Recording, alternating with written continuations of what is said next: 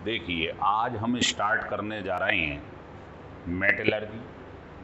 बहुत ही इम्पोर्टेंट है ना। कॉम्पिटिटिव क्वेश्चन भी इसके ऊपर बनते हैं और बोर्ड में तो आता ही है ये। तो पहले ये समझा रहा हूँ कुछ आपको जर्नल बातें, उसके बाद हम मेटलर्जी आपको डिटेल में पढ़ाएंगे। देखिए, तो मेटलर्जी में सबसे पहले मैं आपको बता दूं कि नेटिव स्टेट क्या होती है और कंबाइंड स्टेट क्या होती है।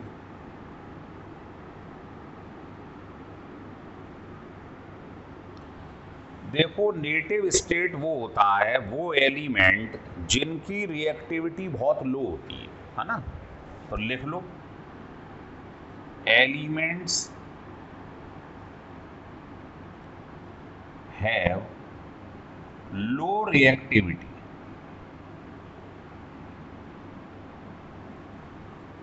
अगर इनकी रिएक्टिविटी कम होगी तो ये क्या करेंगे, ये एयर से, मॉइस्चर से, नॉन मेटल से, किसी से भी रिएक्शन नहीं करेंगे। लिख लो, so that they do not react with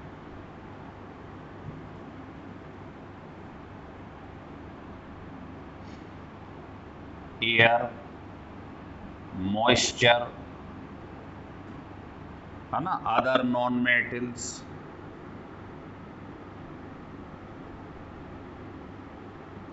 ये इससे रिएक्शन नहीं करेंगे क्योंकि इनकी रिएक्टिविटी बहुत कम है।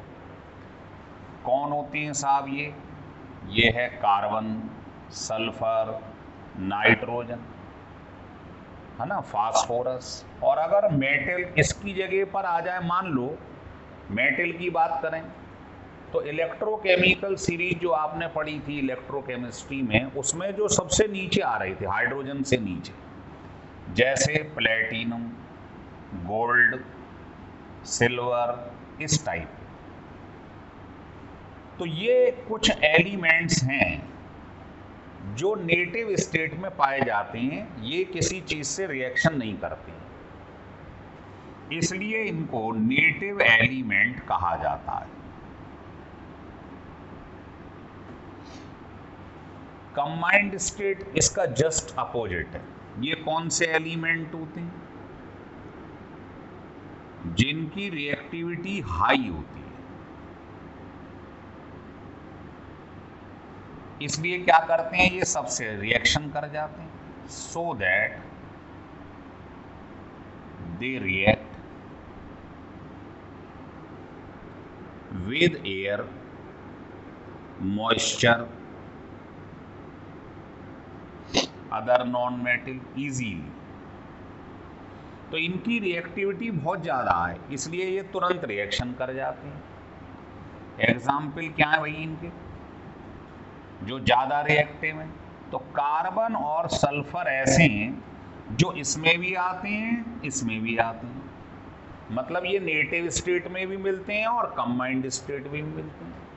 और बाकी तो तुम्हें मालूम ही है, जैसे एल्कली मेटल हैं फर्स्ट ग्रुप में, एल्कलाइन अर्थ हैं, ये सब नेटिव स्टेट में नहीं मिलते हैं, इनकी रिएक्टिविटी बहुत ज़्यादा है। एल्कलाइन अर्थ मेटल, इस टाइप के जो होते हैं एलिमेंट, वो कंबाइंड स्टेट में मिलते हैं क्योंकि इनकी रिएक्टिविटी ज़्यादा है, तो ये तुरंत रिएक्शन कर जाते हैं। अब इसमें मैं आपको दो तीन बातें बता दूं। पहली बात, कार्बन और सल्फर अभी अभी मैंने बताया, ये दोनों स्टेट में मिलती हैं, present in native state as well as combined state, ये दोनों स्टेट में मिलती हैं। दूसरी बात ये आप देखेंगे कि जो मेटल्स होती हैं, है ना, नेचर में उसमें सबसे ज्यादा अबंडेंस जिसकी होती है वो होता है एल्यूमिनियम। तो लिख लो, एल्यूमिनियम जो है मेटल, इसकी सबसे ज्यादा ये पाया जाता है, मोस्ट अबंडेंट मेटल,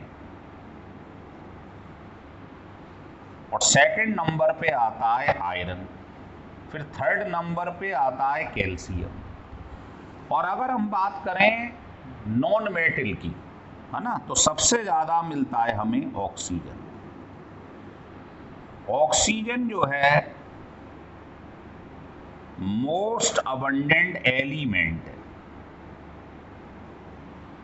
और एल्यूमिनियम मोस्ट अबंडेंट मेटल है। ध्यान दो जरा, सारे एलिमेंट में तो ऑक्सीजन सबसे ज्यादा मिलती है ना। जैसे आप ये देखें, चार्ट टाइप का बनाएं, तो आप देखोगे सबसे ज्यादा जो एलिमेंट मिलता है लगभग 47% वो ऑक्सीजन होता है। फिर थोड़ा कम मिलता है 28% लगभग, वो होता है सिलिकॉन, ये मेटलॉइड्स में आ जाता है। फिर आप देखोगे इसके अंदर लगभग 9% आता है एल्यूमिनियम, तो मेटल में सबसे ज्यादा एल्यूमिनियम। फिर आता है आयरन, 4.5% आयरन।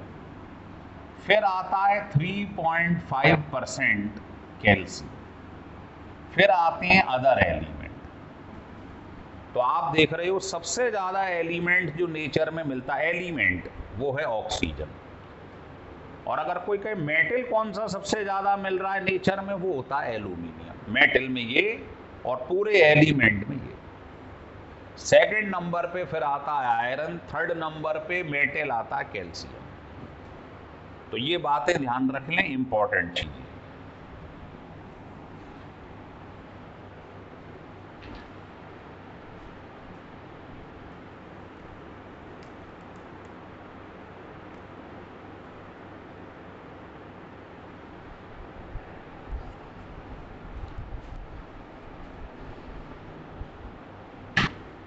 चलिए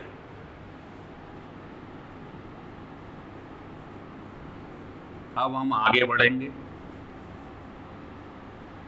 अब हम आपको बताएंगे कि साहब मेटलर्जी क्या होती है। उसके लिए पहले आपको समझना पड़ेगा मिनरल्स क्या होती हैं और क्या होता है। जैसे ये अर्थ है, अर्थ है, आपने इसका क्या करा, क्रशिंग की, इसकी ग्राइंडिंग करी, इसकी खुदाई करी, तो इसमें से अर्थ में से जो बाहर निकलते हैं वो मिनरल्स होते हैं। जैसे एग्जाम्पल ले लिया, इसके अंदर मेटल प्रेजेंट है। मिनरल उसे कहते हैं जब अर्थ क्रस्ट होता है, जमीन की खुदाई करते हैं, तो उसमें से जो कंपाउंड बाहर निकल रहा है उसके अंदर मेटल होना चाहिए। तो देखिए एल्युमिनियम है इसके अंदर, तो इन्हें मिनरल्स बोलते हैं। जैसे ये है, और मान लीजिए ये ले लिया, तो ये दोनों क्या है, मिनरल है एल्यूमिनियम। इसका नाम है एल्यूमिना और इसका नाम है बॉक्साइड। तो ये जो जब अर्थ क्रस्ट में से निकाले गए हैं जिनके अंदर मेटल होता है, ये मिनरल्स हैं। अब इस मिनरल्स में से जिसमें से मेटल एक्सट्रैक्ट किया जा सके, इसमें से भी एल्युमिनियम निकाल सकते हैं, इसमें से भी, पर जिसमें से हम कन्वीनियंटली, मतलब आसानी से और इकोनॉमिकली, कम लागत से, कम पैसे में एल्युमिनियम एक्सट्रैक्ट कर पाए, अलग कर पाए, उसे कहते हैं ओर। तो सारे मिनरल्स जो हैं वो ओर नहीं होती, लेकिन सारे ओर मिनरल्स होते हैं, क्योंकि मिनरल में से ही तो एक को चुनेंगे हम, एक या दो को जो ओर होगा। तो मिनरल तो ये सभी हैं, लेकिन ओर वो है जिसमें से मेटल को आसानी से कम पैसे में एक्सट्रैक्ट किया जा सके। तो मिनरल लिख लें क्या है पहले, तो ये तो क्या है, मिनरल्स हैं, पर इसका ओर होता है ये।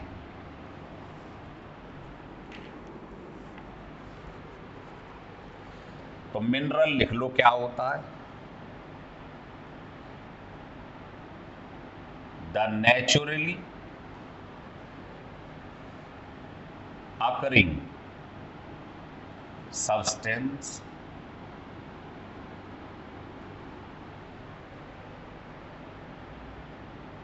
in which metal, तो जब अर्थ क्रस्ट करोगे तो जो उसके अंदर से कंपाउंड निकलेंगे उसके अंदर मेटल का होना जरूरी है, तो उसको बोलते हैं मिनरल। तो in which metal occur in the earth crust is called mineral.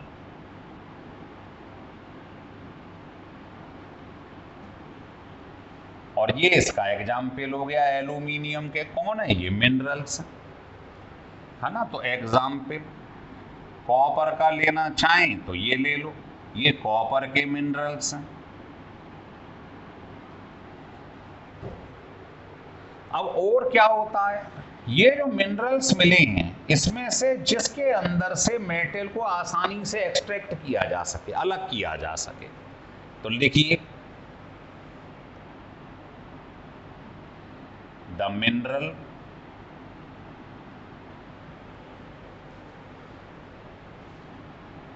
from which the metal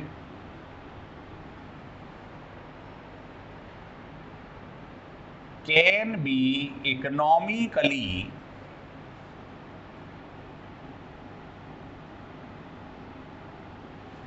and conveniently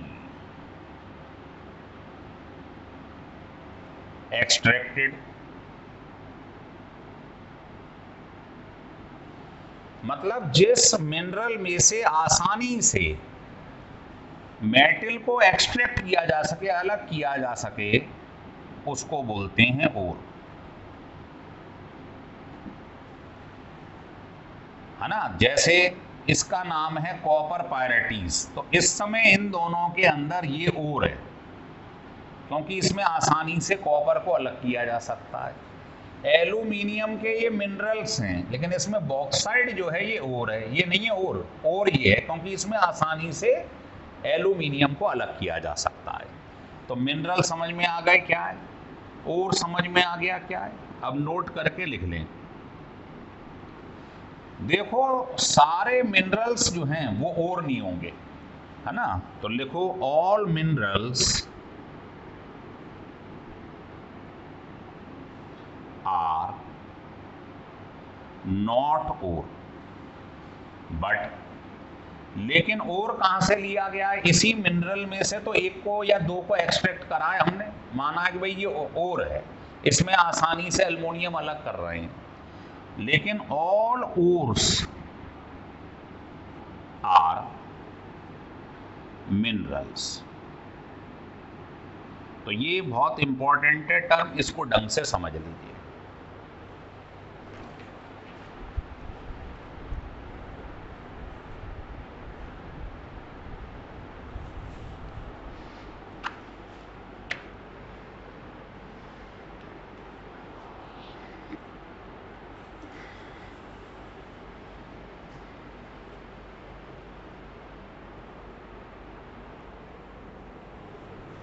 लिख लिया, चलिए मिनरल और ओर की डेफिनेशन समझ ली हमने। अब हम समझने जा रहे हैं साहब मेटलर्जी क्या होती है। अब पॉइंट पे आ जाओ आप। तो मेटलर्जी होता है जो ओर है उसमें से मेटल को अलग कर देना। तो लिखो the extraction of the metal from ore is called metallurgy।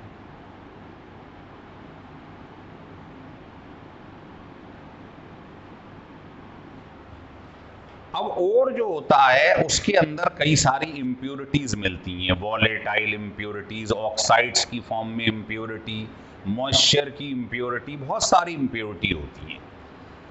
तो इस पर डिपेंड करता है कि मेटलर्जी का कौन सा मेथड इसमें यूज किया जाए। मेटलर्जी कोई यूनिवर्सल मेथड नहीं है कि सब में एक ही टाइप की मेटलर्जी, सब चीज़ों की मेटल की एक ही जैसी हो। आयरन की मेटलर्जी अलग होगी, एल्यूमिनियम की अलग है, कॉपर की अलग है। तो it's not a universal method, सबके लिए सेम नहीं होता है ये। तो तो ये किस पे डिपेंड करता है, एक तो ओर का नेचर कैसा है और दूसरा इसके अंदर जो इम्प्योरिटी है, समझे, वो किस टाइप की है। तो लिखें it is not a universal method,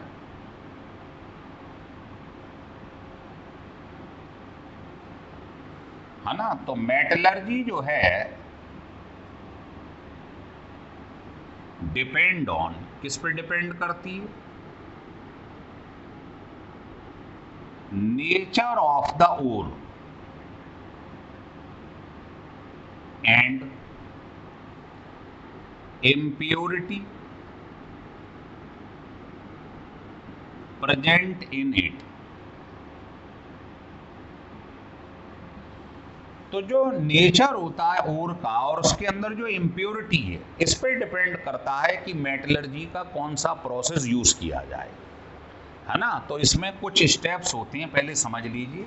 तो ये जो इम्प्योरिटी लिखा है आप पढ़ेंगे, इसको गैंग बोलते हैं या इसको मैट्रिक्स बोलते हैं, ये टर्म्स ध्यान रखिए।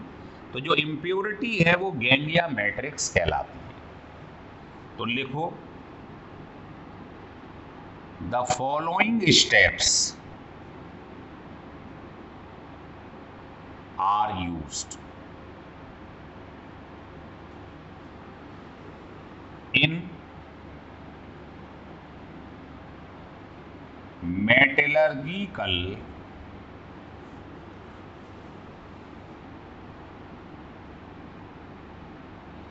प्रोसेस। जब आप किसी की मेटलर्जी करते हैं तो उसमें कौन कौन से स्टेप यूज किए जाते हैं। देखो पहला स्टेप होता है क्रशिंग एंड ग्राइंडिंग,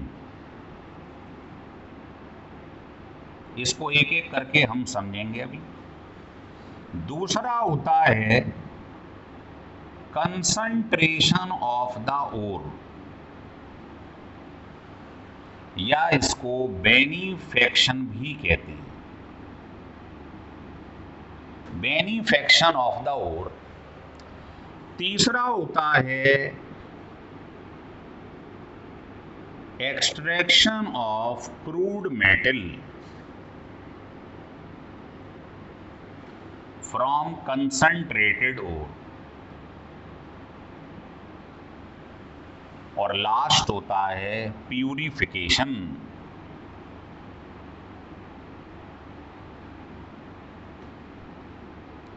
या इसको रिफाइनिंग भी कह सकते हैं। ये 4 मेथड होते हैं, इनको एक एक करके आपको समझाएंगे, इसको आप लिख लीजिएगा।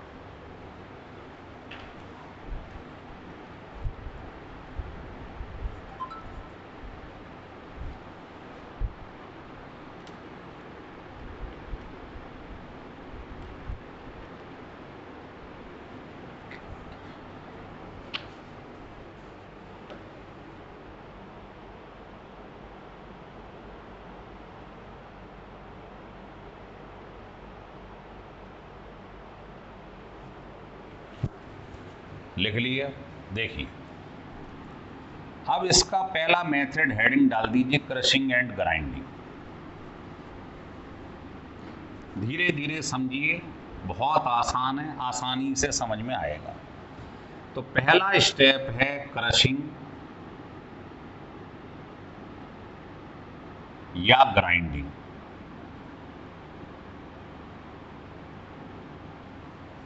देखिए समझिए क्या होता है। पहले ये अर्थ है, आपने अर्थ क्रश किया, मतलब इसकी खुदाई करी, तो आपको इसमें से बड़ी बड़ी लम्स मिलेंगे, ह्यूज लम्स, बड़े बड़े पत्थर निकलेंगे जमीन के अंदर से, चट्टाने सी निकलेंगी, है ना। तो शुरू में लिखें, लिखो the ore present in the form of huge lumps। तो जैसे ही आपने अर्थ क्रस्ट किया, जमीन की खुदाई करी, तो उसमें से जो ओर आप चुनेंगे, पहले तो मिनरल्स निकलेंगे पर उसमें से सिलेक्ट किया जाएगा ओर।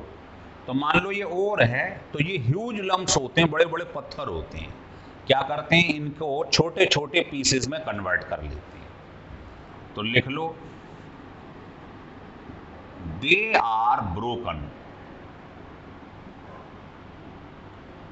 इनटू आ स्मॉल पीसेस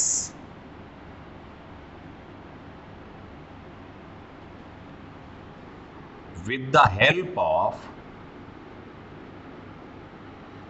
किससे करते हैं, इसके छोटे छोटे टुकड़े जो कर देते हैं, किससे कर देती हैं, क्रशर से या ग्राइंडर से। फिर क्या करते हैं, आपने इसके छोटे छोटे टुकड़े कर लिए, स्मॉल पीसेस कर लिए, इसे तोड़ लिया। फिर हम इसका पाउडर बनाते हैं, इसको और पीसते हैं। तो लिख लो, then small pieces is converted into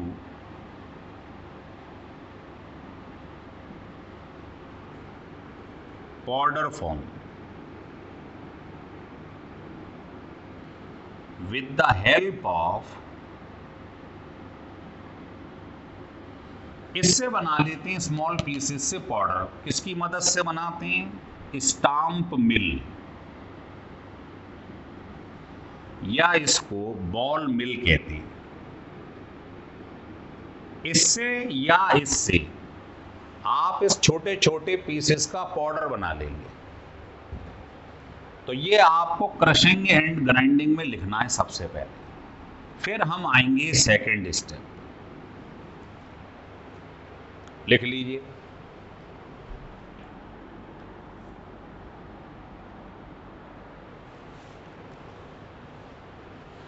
लिख लिए। तो ये जो आपने करा, ये इस प्रोसेस को क्या कहते हैं, लिख लो, दिस प्रोसेस इज कॉल्ड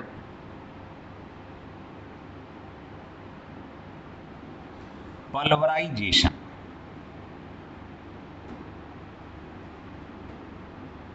इसे पल्वराइजेशन कहते हैं, इस पूरे प्रोसेस को।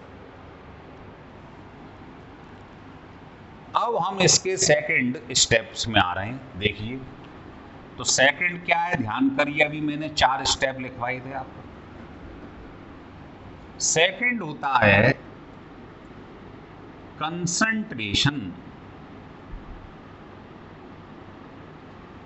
ऑफ द ओर। इसका क्या मतलब है, इसको कहते हैं, एक और नाम है बेनिफेक्शन ऑफ द ओर। क्या मतलब है इसका, मतलब ओर के अंदर कुछ अनवांटेड इम्प्योरिटीज होती हैं जो हम चाहते नहीं हैं। तो ओर में से उस इम्प्योरिटी को आपको सेपरेट करना है, उसे बोलते हैं कंसंट्रेशन ऑफ द ओर। तो लिख लो, द एक्सट्रैक्शन ऑफ या सेपरेशन ऑफ, ऐसे लिख सकते हैं। ये दोनों को एक्सट्रैक्ट करना है ना, अलग अलग करना है, किस किस को, ओर को और इम्प्योरिटी को, है ना। तो लिख लो, the extraction of unwanted impurity which is present in the ore। Ore के अंदर कुछ अनवांटेड इम्प्योरिटीज होती हैं, हम चाहते हैं उन्हें अलग कर दिया जाए, है ना। Is called concentration of the ore, या इसको ओर ड्रेसिंग भी कहते हैं,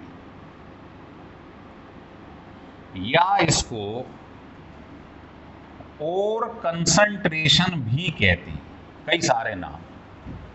मतलब ओर में से इम्प्योरिटी को अलग करना है, कहने का ये मतलब है ना। इसके कुछ मेथड्स होती हैं, तो लिखो, द फॉलोइंग मेथड्स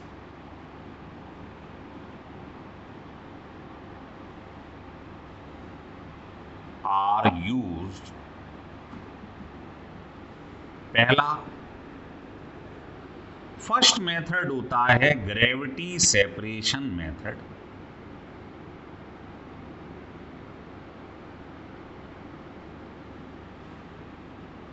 दूसरा मेथड होता है magnetic separation method.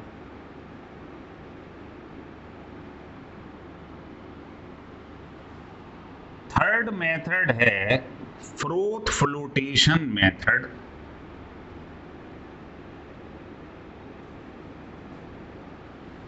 Fourth method है लीचिंग। तो ये चार मेथड हमको समझने हैं कि कैसे ओर को और इम्प्योरिटी को अलग किया जाएगा। लिख लीजिएगा।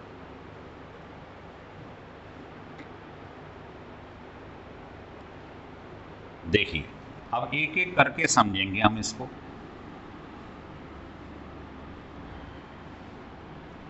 तो पहला मेथड है ग्रेविटी सेपरेशन मेथड।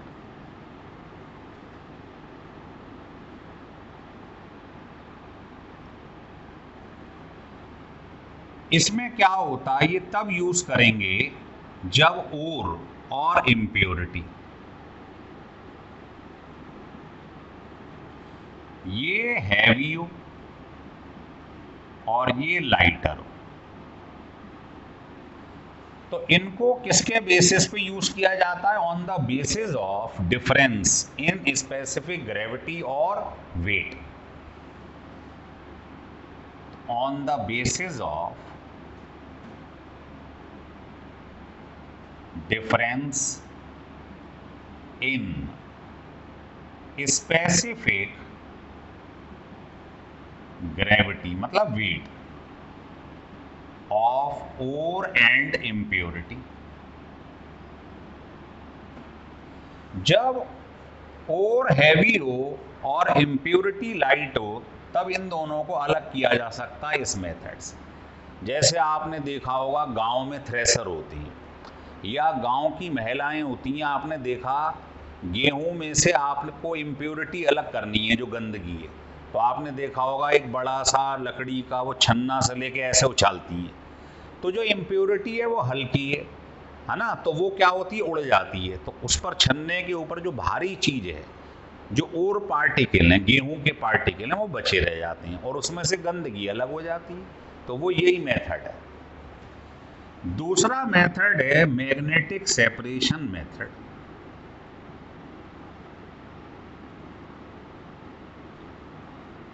इसमें क्या करते हैं, ये तब यूज करेंगे जब ओर मैग्नेटिक हो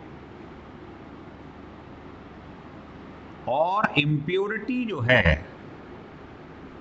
वो नॉन मैग्नेटिक। जैसे आपने, ये बहुत ही इंपॉर्टेंट है, देखिए ये एक मैग्नेटिक रोलर है।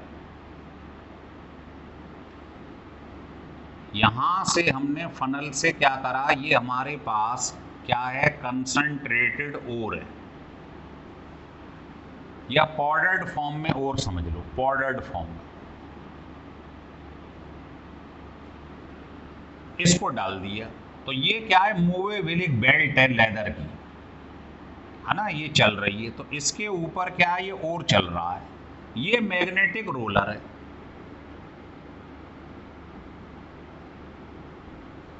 तो आप देखोगे ये लेदर की बेल्ट है, तो इसमें क्या होगा, जो और पार्टिकल है वो मैग्नेटिक है, तो इस रोलर के संग चिपक जाते हैं, ऐसे आ जाते हैं। तो यहां पर मेरे पास और इकट्ठा हो जाता है जो मैग्नेटिक है, और जो इसमें इम्प्योरिटी है, इसके अंदर इम्प्योरिटी है, तो वो क्या होगी, नॉन मैग्नेटिक है, तो वो इससे छिटक के दूर हो जाएगा। यहां इम्प्योरिटी इकट्ठी हो जाएगी जो नॉन मैग्नेट है। तो ये कहलाता है मैग्नेटिक सेपरेशन मेथड। लिख लीजिएगा।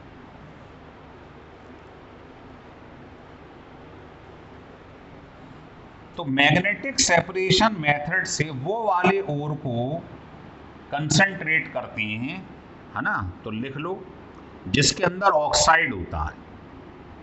तो जो ऑक्साइड्स ओर होते हैं उनको जर्नली इसके अंदर यूज किया जाता है। जैसे ये टिन स्टोन, या ये ले लीजिएगा आप, या मैग्नीज का टंगस्टन ले लें आप। तो जिसमें ऑक्साइड दिखाई दे जाए, ऑक्सीजन, उसे इस मेथड से यूज किया जाता है। तो आपको याद रखना है कि कौन से वाले ओर को कंसंट्रेट किस मेथड से किया जाएगा।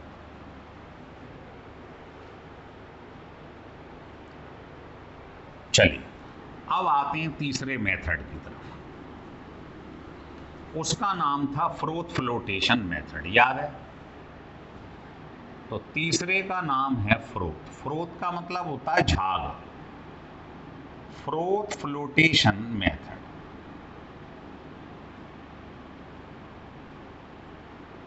इसमें क्या होता है? तो फ्रोथ फ्लोटेशन, इसमें क्या करते हैं, देखिए ये कंटेनर लिया और बाहर से ये एयर पास करने के लिए ये हमने लगा दिया, इसमें एयर पास की जाती है, एयर होल होती है। इसके अंदर हमने क्या क्या भर दिया है? एक तो ओर, एक oil, pine oil generally use किया जाता है, संग में वाटर। देखिए फ्रोथ फ्लोटेशन मेथड जर्नली किसमें यूज किया जाता है? जिसमें सल्फाइड्स ओर होती है, जैसे ये इस टाइप के जो ओर होती हैं सल्फाइड्स ओर, उनमें फ्रोथ फ्लोटेशन मेथड यूज किया जाता है। तो हमने क्या करा साहब, ये इसमें क्या होता है, ओर जो होता है वो ऑयल सोलुबल होता है। बस हर मेथड में ये याद करना है कि ओर और इम्प्योरिटी को अलग कैसे करना है। तो इसमें ओर ऑयल सोलुबल है और जो इम्प्योरिटी है वो वाटर सोलुबल है। तो आप बताइए, इसमें आपने ऑयल और वाटर डाल दिया इसके अंदर, तो ऑयल में कौन सोलुबल है? ओर। और जो इसके अंदर इम्प्योरिटी है वो वाटर में सोलुबल है। तो ऑयल होता है हल्का, तो आप देखोगे यहां जैसे ही एयर पास कराऊंगा, तो जैसे ही एयर पास कराओगे आप देखोगे फ्रोथ ऊपर बन जाएगी, जिसके अंदर क्या होगा? ओर होगा। तो इसके अंदर ओर है, फ्रोथ के अंदर, झाग के अंदर। और इम्प्योरिटी किसमें सोलुबल है? वाटर। और वाटर होता है हैवी, तो इम्प्योरिटी नीचे इकट्ठी हो जाएगी, यहां इम्प्योरिटी इकट्ठी हो जाएगी वाटर के साथ,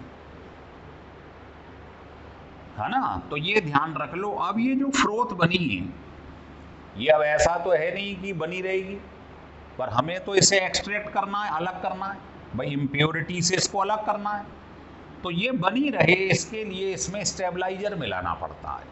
तो जो फ्रोथ स्टेबलाइजर होता है,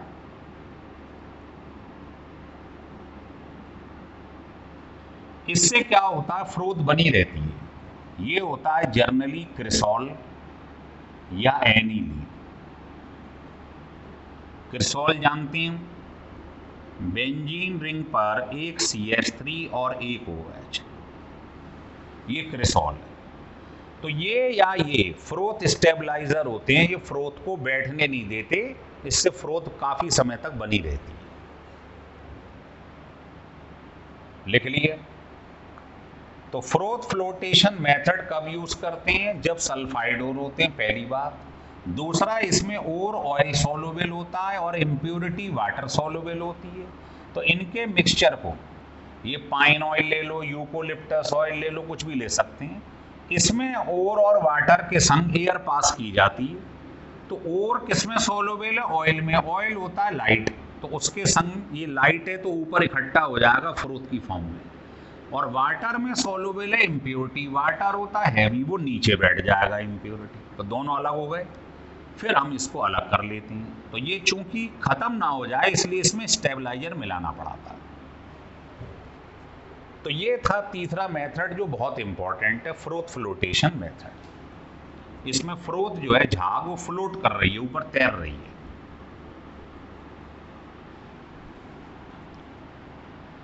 इसके बाद फोर्थ मेथड है जिसका नाम अभी बताया था, लीचिंग।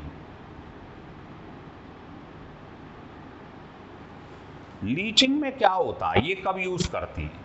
आपने क्या करा, देखिए जर्नल तरीके से समझो, आपको ओर से इम्प्योरिटी को अलग करना है, तो बाहर से एक इलेक्ट्रोलाइट डाल दो, तो वो इलेक्ट्रोलाइट जो मिलाया है वो इसमें तो सोलुबल हो जाता है और इम्प्योरिटी में इनसोलुबल होता है। बताओ दोनों अलग हो गए नहीं हो गए? इसके संग ये दोस्ती कर रहा है, इसमें सोलुबल है, इसमें लात मार रहा है, कह रहा है हट जा यहाँ से, तुझ में इनसोलुबल हूँ, तो इसका मतलब ये इसमें डिसॉल्व हो जाएगा, इसमें नहीं होगा, हो गए दोनों अलग। इसे बोलते हैं लीचिंग। इसमें जनरली सिल्वर की और गोल्ड की जो अब मेटलर्जी आप पढ़ेंगे उसमें ये वाला यूज होगा, बता दें आपको, लीचिंग लिख लीजिएगा।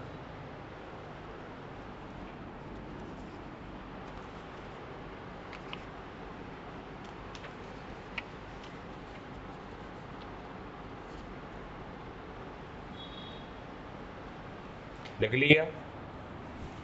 तो मेन बात लिख लो, ओर और इम्प्योरिटी, हर मेथड में बस यही याद रख लो, ये क्या होता है, सोलुबल होता है, किसमें, एक्सटर्नल इलेक्ट्रोलाइट में जो बाहर से मिलाया गया है, और ये इनसोलुबल होता है इलेक्ट्रोलाइट के अंदर। अब क्या होगा साहब, जैसे आपने सिल्वर का ओर ले लिया, सिल्वर अर्जेंटाइट, इसमें बाहर से इलेक्ट्रोलाइट मिला दिया सोडियम साइनाइड, तो क्या होगा, ये रिएक्शन रिवर्सेबल होता है। ये जो इलेक्ट्रोलाइट बाहर से मिलाया गया है और ये था ओर, तो ये इसके संग कॉम्प्लेक्स बना लेता है, सोडियम अर्जेंटो साइनाइड ये बना लेता है, और संग में बन जाता है। इसके बनने की वजह से ये रिएक्शन रिवर्सेबल होता है, और रिवर्सेबल रिएक्शन कभी कंप्लीट नहीं होता, वो तो बेकार होता है। तो हम चाहते हैं ये यूनी डायरेक्शनल हो जाए, इरिवर्सेबल हो जाए, तो क्या करेंगे, इसमें ये जो बना है इसमें एयर और वाटर पास करा देते हैं, तो ये यूनी डायरेक्शनल हो जाता है, लिख लीजिएगा।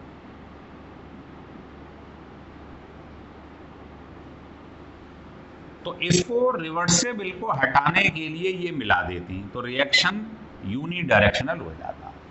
तो मेन बात तो ये थी, जो बाहर से इलेक्ट्रोलाइट मिलाया वो ओर में सोलुबल हो गया और कॉम्प्लेक्स बना दिया सोडियम अर्जेंटो साइनाइड।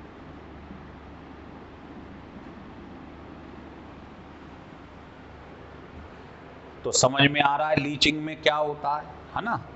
ऐसे ही बिल्कुल गोल्ड में होता है, यही प्रोसीजर है उसका, लिख लीजिएगा। तो आपको 4 मेथड बताए गए है ना, 4 method. Concentration of the ore, मतलब ओर में से इम्प्योरिटी अलग करनी है, तो उसके 4 मेथड आपको बताए गए। तो देखिए, कंसंट्रेशन ऑफ द ओर, यही पढ़ा है ना अभी हमने, तो इसके 4 मेथड हैं, जल्दी जल्दी देखें, अभी पढ़ाएं। पहला ग्रेविटी सेपरेशन, दूसरा मैग्नेटिक सेपरेशन, तीसरा फ्रोथ फ्लोटेशन, और लास्ट है लीचिंग। ऐसे याद करते हैं, ये तरीका है इसका। यहां लिख लो और यहां लिख लो इम्प्योरिटी, और इम्प्योरिटी, और इम्प्योरिटी, और इम्प्योरिटी। बताइए ये कब यूज करते हैं, बताइए, जब ये हैवी हो, ये लाइट हो। ये कब यूज करते हैं, जब और मैग्नेटिक हो, ये नॉन मैग्नेटिक। ये कब होता है फ्रोथ फ्लोटेशन, ये ऑयल सोलुबल हो, ये वाटर सोलुबल। इसमें क्या होता है, ये बाहर से जो इलेक्ट्रोलाइट मिलाते हैं उसमें सोलुबल होता है, सोलुबल इन इलेक्ट्रोलाइट, ये इनसोलुबल होता है। 2 मिनट में मालूम पड़ गया आपको। ये तो जर्नल मेथड है, इसको जर्नली यूज ही नहीं करते, आपको बताएं। मैग्नेटिक सेपरेशन में क्या होते हैं, जर्नली जो ऑक्साइड वाले ओर होते हैं, तो जो ऑक्साइड वाले ओर होते हैं उनका करते हैं इसमें कंसंट्रेशन। कंसंट्रेशन मीन्स इन दोनों को सेपरेट करना। इसमें फ्रोथ फ्लोटेशन में सल्फाइड ओर होते हैं जिनके अंदर सल्फर होता है। तो जिनके अंदर सल्फर होगा सल्फाइड ओर, उसके लिए ये मेथड होता है। और लीचिंग में सिल्वर और गोल्ड की मेटलर्जी में ये काम आता है स्टेप लीचिंग।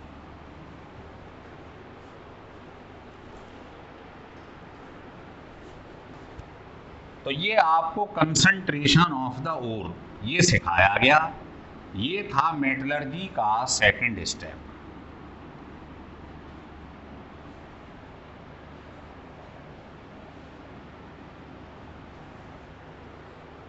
अब ये 2 स्टेप हमने इसके पढ़ लिए। ये है लेक्चर 1, है ना। अब इसका लेक्चर 2 अब हम कल बनाएंगे, जिसमें आगे तीसरा जो प्रोसेस है एक्सट्रैक्शन ऑफ क्रूड मेटल, और फोर्थ है लास्ट रिफाइनिंग, है ना। आज 2 हमने टर्म आपको पढ़ाए हैं, 2 स्टेप इसके नेक्स्ट लेक्चर में पढ़ाएंगे। तो इसको आप ढंग से पढ़िए और लिख के याद करिएगा। अगर अच्छा लगे आपको कि हाँ साहब बहुत मज़ा आ रहा है, तो आप इसको सब्सक्राइब कीजिए और लाइक करिएगा।